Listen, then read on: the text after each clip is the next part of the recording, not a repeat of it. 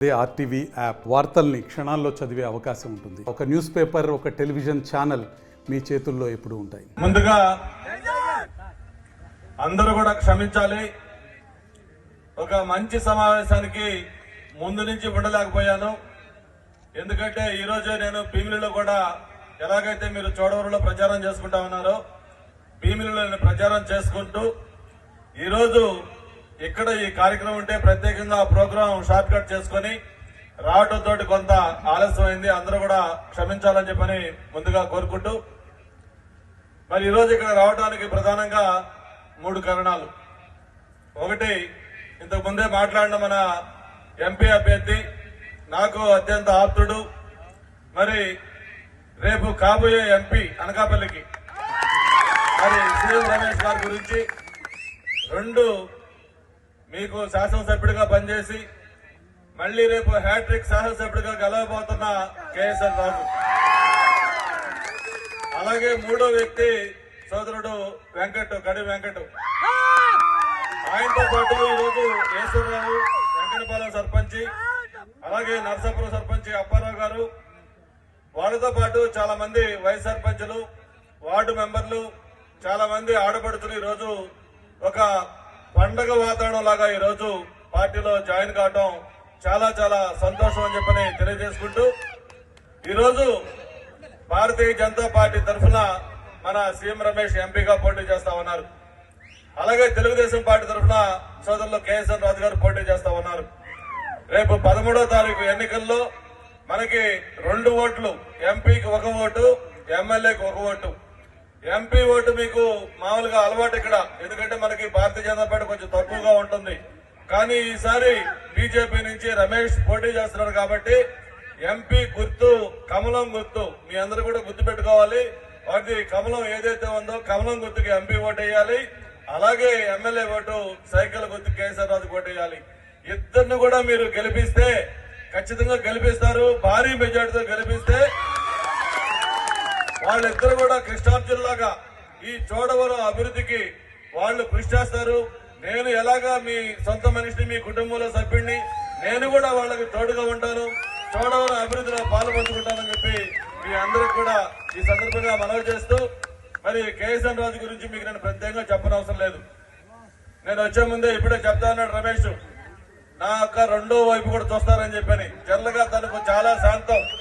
ఆ మాట అన్నాడంటే దానికి ఖచ్చితంగా చాలా నిగూఢమైన అర్థం ఉంటుంది, దాంట్లో చాలా భావం ఉంటుంది. కాబట్టి ఆ 2వ వైపు కేఎస్ఆర్ రాజు చూసే అవకాశం ఇక్కడ ఎవరు కూడా ఇవ్వద్దు. తప్పకుండా ఆయన్ని భారీ మెజార్టీతో గెలిపించండి, ఈ కాన్స్టిట్యున్సీని అభివృద్ధి చేసుకునే అవకాశం కల్పించండి చెప్పని ఈ సందర్భంగా కోరుకుంటూ, మరి రమేష్ మామూలుగా మా స్నేహం గురించి కూడా మీకు కొద్దిసేపు చెప్పాలి. ఎందుకంటే ఒక పక్క నాకు 5 నిమిషాలు టైం ఇచ్చాడు, ముందు సమయం అయిపోతా ఉంది. దాదాపు నేను 99లో ఫస్ట్ అనకాపల్లి ఎంపీగా గెలిచిన దగ్గర నుంచి కూడా మాకు ఒక ఆత్మీయ బంధం. అలాగే ఎప్పుడు కూడా మేము కలుసుకుంటే మామూలుగా ఈ ప్రాంతం గురించి మాట్లాడేటప్పుడు నేను ఎప్పటికైనా మీ దగ్గర ఎంపీగా పోటీ చేస్తానంటే ఏదో సరదాగా జోకులు వేస్తానని చెప్పి అనుకునేవాళ్ళం. ఎప్పుడు కూడా అతను విశాఖపట్నంలో ఎంపీగా పోటీ చేస్తాడనేది ఒక 2-3 ఏళ్ల క్రితం వరకు అయితే ఏమాత్రం కూడా లేదు. నేను కడప ఇన్ఛార్జ్ మినిస్టర్గా, అది కూడా మీకు చెప్పాలి, ఈరోజు రాష్ట్రంలోనే అత్యంత కాన్ఫ్లిక్ట్ ఉన్న జిల్లా కడప జిల్లా. అందులో వైఎస్ రాజశేఖర రెడ్డి గారి కుటుంబం.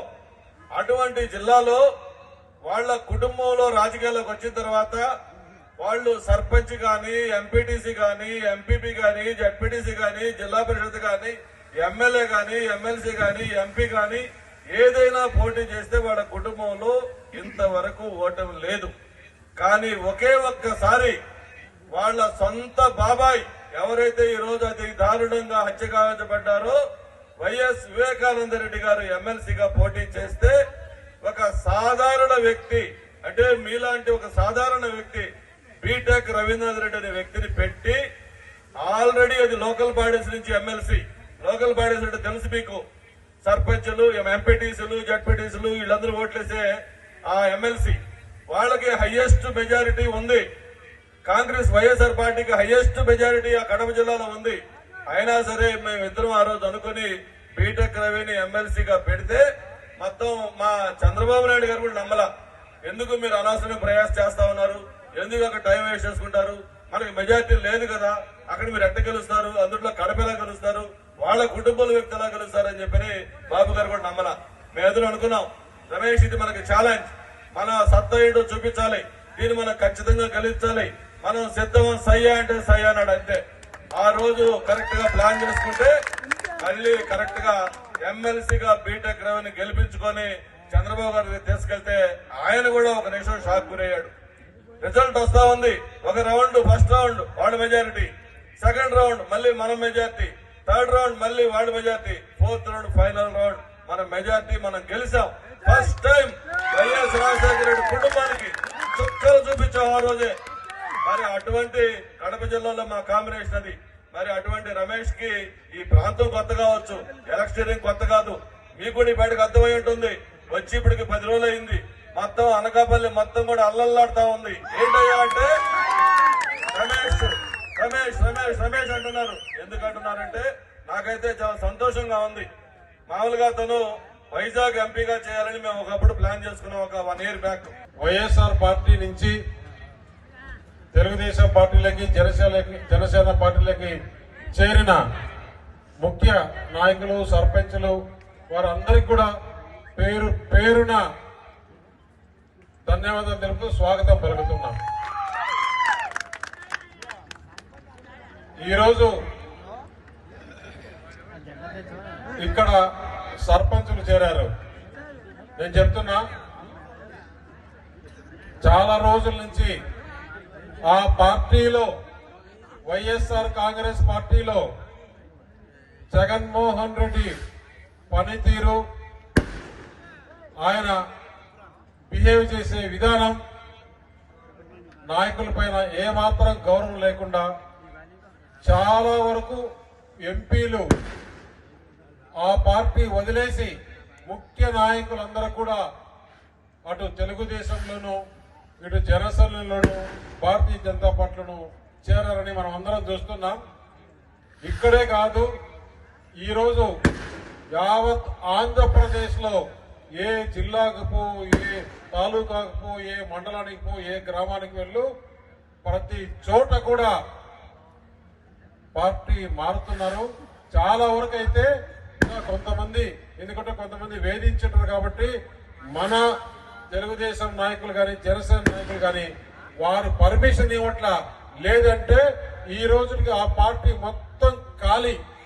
ఆ మిగిలేది ఎవరంటే, ఆ పార్టీలో మిగిలేది ఎవరంటే ఆ విజయసాయి రెడ్డి, మిథున్ రెడ్డి, సజ్జల రామకృష్ణారెడ్డి, సుబ్బారెడ్డి తప్పితే ఇంకెవరు ఆ పార్టీలో మిగలరు.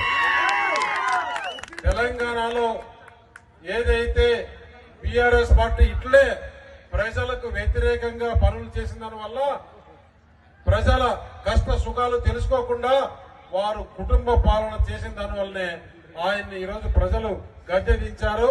100 రోజుల్లో ఆ పార్టీ క్లోజ్ అయ్యే పరిస్థితి వచ్చింది. నేను చెప్తున్న ఒకటే, జగన్మోహన్ రెడ్డి చేసిన కార్యక్రమాల వల్ల, ప్రజల రక్తం తాగిన దాని వల్ల వారి కుటుంబంలో కూడా ఈరోజు చీకొట్టుకుంటున్నారు. కాబట్టి రేపు అధికారం ఈ కూటమి చేపట్టిన తర్వాత 100 గంటలు కూడా ఆ పార్టీ ఉండదు, ఏ మాత్రం అనుమానం లేదని చెప్పేసి ఈరోజు ఇక్కడ చెప్తున్నా.